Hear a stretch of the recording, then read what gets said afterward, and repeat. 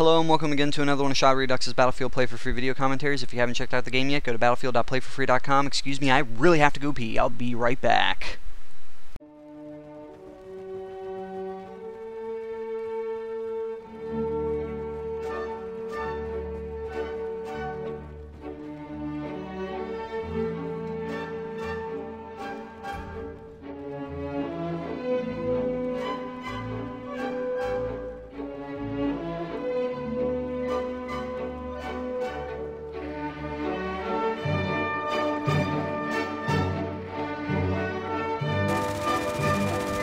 You thought I was going to do something really awesome there, didn't you?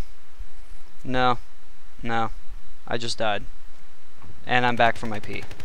So anyway, just to continue on through the commentary here, the person that actually suggested it, their name is sgtfarouk 453. So thank you very much, Sergeant, for suggesting this video. As I go into it, of course, if you guys haven't already guessed it, I'm going to be using the PP-19. Also, just to let you know, this review is actually done without any attachments, just like the L9 sniper rifle.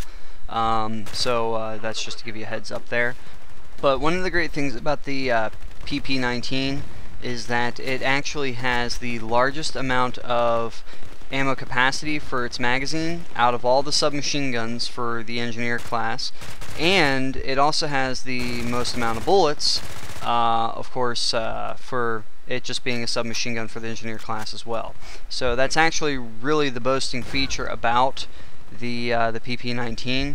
The total amount of bullets that you get in a magazine is 55, and the total amount of ammo you get with this gun is 110.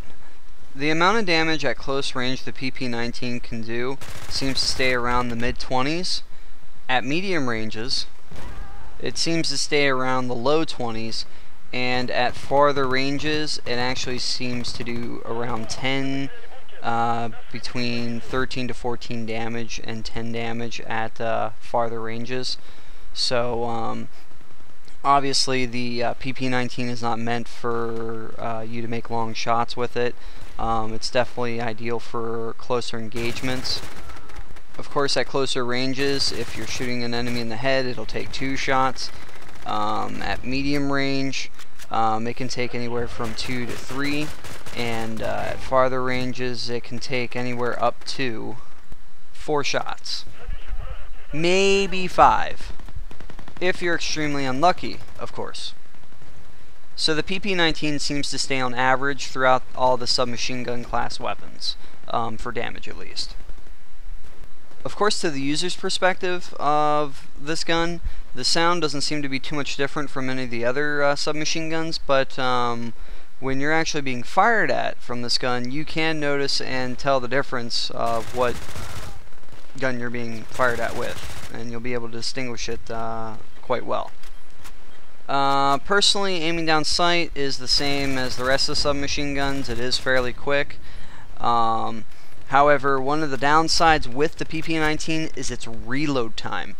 But fortunately, you get all that ammo to make up for it, but the reload time, it's just slower than all the other SMGs that are currently available for the engineer class, actually.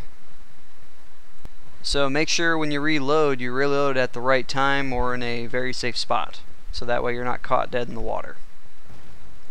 Of course, the recoil of this weapon is pretty manageable.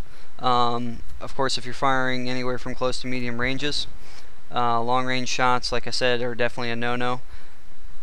Of course, the rate of fire of this gun seems to be right on par with the rest of the submachine guns or machine gun class of weapons that are available for the engineer.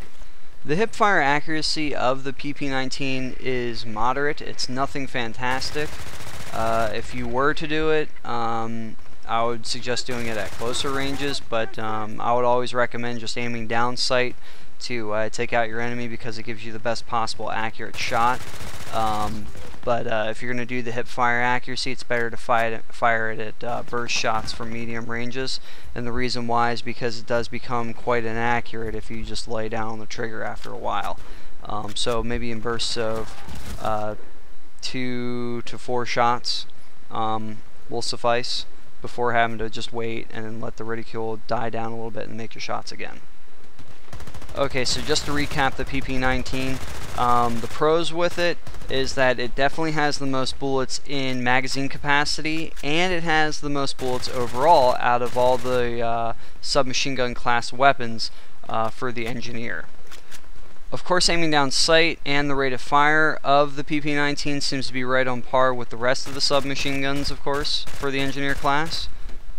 Of course, the PP-19 seems to be statistically on average with its damage in comparison to all the SMGs that are available for the engineer class. However, the PP-19 does seem to have the worst reload time out of almost all the submachine guns available for the engineer class. Of course, aiming down sight will always be recommended with this gun. I wouldn't suggest doing any jump shots or anything like that. Just stay grounded when firing it and aim down sight whenever possible. Even though it's not one of my favorite sights for the SMG, but it's better than nothing. And just to point out, even though the reload time is the slowest, you know, keep in mind that you do have quite a bit of ammo that you're dealing with too. So if you manage your shots correctly and your engagements, making them closer instead of further out, your ammo should last you quite some time. You'll be able to take out your enemies quite efficiently, and you should be able to reload a lot less. That's all I got for this video, and I'll see you guys next time.